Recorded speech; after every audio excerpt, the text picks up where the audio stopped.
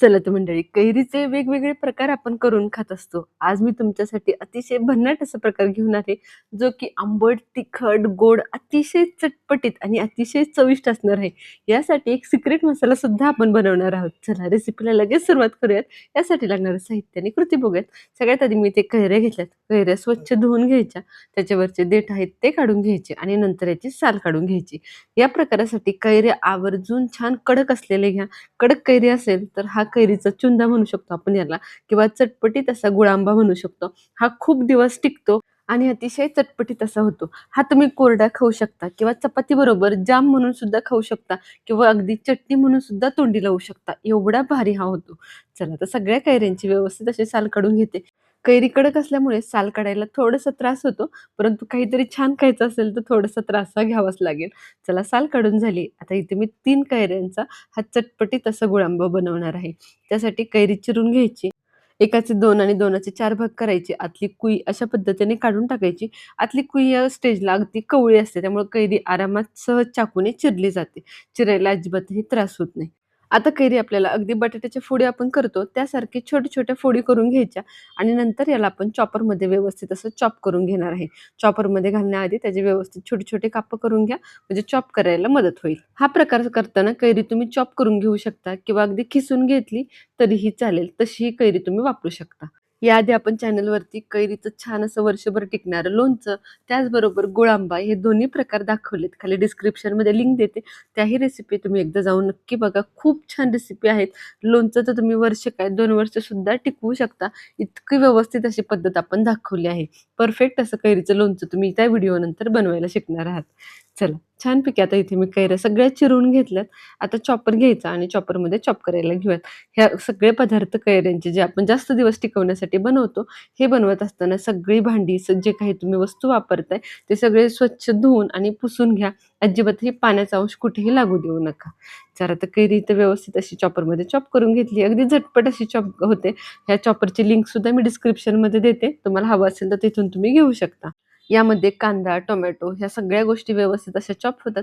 कैरी सुद्धा तुम्ही बघू शकता किती बारीक अशी चॉप करून घेतली. अगदी फाईन, अगदी बारीक अशी चॉप करायची. अजिबातही ओबड-धोबड ठेवू नका. जेवढी तुम्ही बारीक चॉप कराल ना, तेवढा हा पदार्थ खायला चविष्ट लागतो. चला आता यामध्ये पाव चमचा हळद घालायची आणि त्याचबरोबर 1 चमचा मीठ घालायचे. अगोदर सांगितल्याप्रमाणे हा कैरीचा गुळांबा अतिशय चटपटीत असणार आहे. त्यामुळे याला अगोदर हळद, मीठ आणि गूळ घालून छानपैकी मुरायला बाजूला ठेवूयात, जोपर्यंत आपलं एक सिक्रेट मसाला तयार होतोय.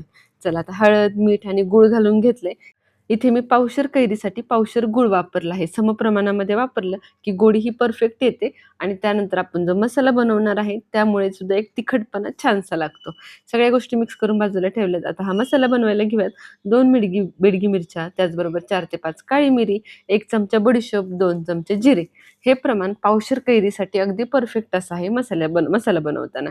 सगळ्या गोष्टी अगदी लो फ्लेमवरती खमंग अशा भाजून घ्यायच्या. भाजलेल्या गोष्टी छान थंड करून घ्यायच्या आणि आता ग्राइंडरमध्ये छानपैकी याला बारीक करून घ्यायचं. खूप जास्त बारीक पूड नाही झाली तरी चालेल. हलकंसं ओबड-धोबड राहिलं तरी काही हरकत नाही. कारण हे सगळे मसाले ज्यावेळेला दाताखाली येतात त्यावेळेला त्याची टेस्ट खूप छान लागते. अगदी बडीशोप, जिरं सुद्धा ज्यावेळेला दाताखाली येतं ना, अचानक असा तो बडीशोपचा फ्लेवर आपल्या तोंडामध्ये येतो आणि खायला तेवढंच भारी लागतो. चला मसाला छानपैकी आपला तयार झालाय. आता घेऊयात पुढची कृती करायला. कढई छानपैकी गरम करून घ्यायची. यामध्ये कैरी जी कापून गूळ, हळद आणि मीठ लावून ठेवली होती ती घालायची आणि व्यवस्थित अशी मिक्स करून घ्यायची. हळद घातल्यामुळे ना याला रंग खूप छान येतो. त्यामुळे हळद अगदी चिमूटभरच घालायची, पण आवर्जून घाला. चला तर सगळ्या गोष्टी व्यवस्थित मिक्स करून घ्यायची आणि झाकण ठेवून एक वाफ काढायला घ्यायची. वाफ काढल्यामुळे गूळ छानपैकी वितळतो आणि गुळामध्ये ही कैरी छानपैकी शिजली जाते. जेवढी ही कैरी गुळामध्ये व्यवस्थित शिजेल तेवढा गुळाचा सगळा फ्लेवर या कैरीमध्ये एकजीव असा होणार आहे. झाकण काढल्यानंतर तुम्ही बघू शकता गूळ सगळा वितळला गेलाय. त्यामुळे गूळ काही जास्त खिसून वगैरे घ्यायची सुद्धा गरज पडत नाही. ओबड-धोबड तुम्ही फक्त ठेचून घेतला ना, कुटून घेतला तरीही बस होतं. ह्यामध्ये आरामात असा तो विरघळला जातो. त्यानंतर हा केलेला अतिशय स्पेशल असा मसाला घालून घ्यायचा. सगळी जादू आहे ती ह्या मसाल्याची. नाहीतर हा साधा गुळांबा सुद्धा होऊ शकतो की. परंतु हा मसाला घातल्यामुळे याची टेस्ट कितीतरी पटीने जास्त वाढते.